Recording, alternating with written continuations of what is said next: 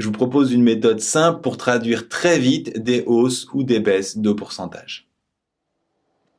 À la naissance, un orque mesure déjà 2,20 m pour 180 kg, un beau bébé, et lors du premier mois de sa vie, il prend 10% en longueur et 20% en masse. Quelle est la taille du bébé orque au bout d'un mois? Il mesure à la naissance 2,20 m.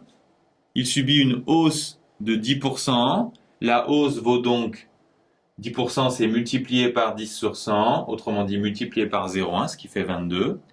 On ajoute cette hausse à la taille initiale. Ici, on travaille en centimètres, on trouve 2,42 m.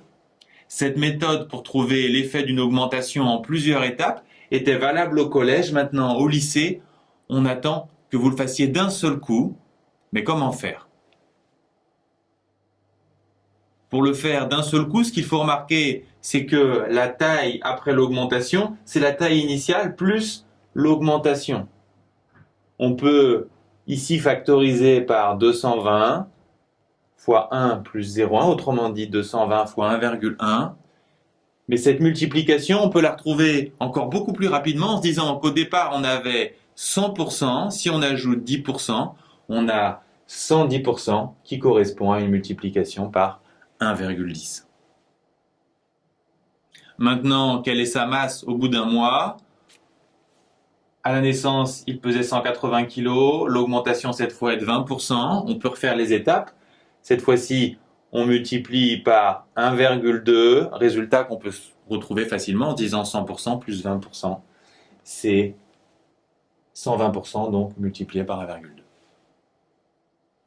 La formule de cours qui résume ce qu'on vient d'apprendre est la suivante. Si on augmente de t%, ça revient à multiplier par 1 plus t sur 100. Mais cette formule, c'est beaucoup moins intéressant de l'apprendre que de comprendre son mécanisme, qui est très intuitif. Augmenter de 10%, on l'a vu, ça revient à multiplier par 1,10.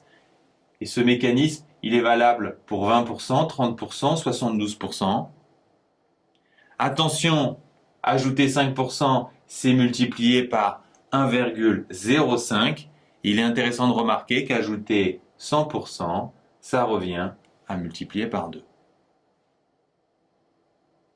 Concrètement, comment on utilise ça en situation? Prenons un exemple. Une voiture qui consomme 7 litres au 100 et dont la consommation augmente de 44% quand elle accélère. Combien elle consomme maintenant?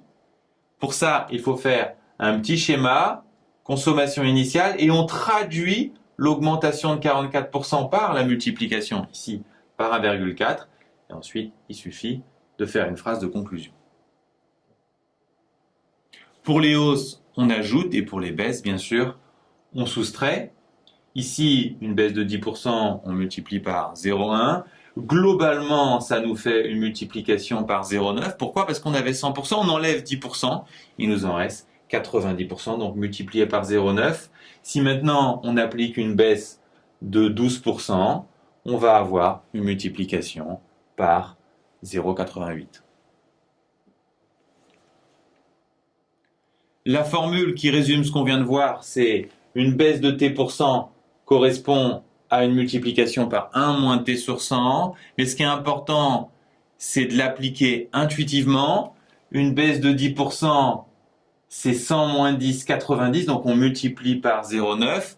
Baisse de 20%, 100 moins 20, 80, multiplié par 0,8. Baisse de 30%, 100 moins 30. Baisse de 15%, vous avez compris, multiplié par 0,85. Et cette fois-ci, il n'y a pas de piège. Baisse de 5% fois 0,95 et ainsi de suite. L'important pour l'appliquer, c'est de faire un schéma avec la valeur initiale, ici 57,2, et l'effet des 4%, donc multiplié par 0,96. Ensuite, vous faites le calcul et vous rédigez une phrase de conclusion.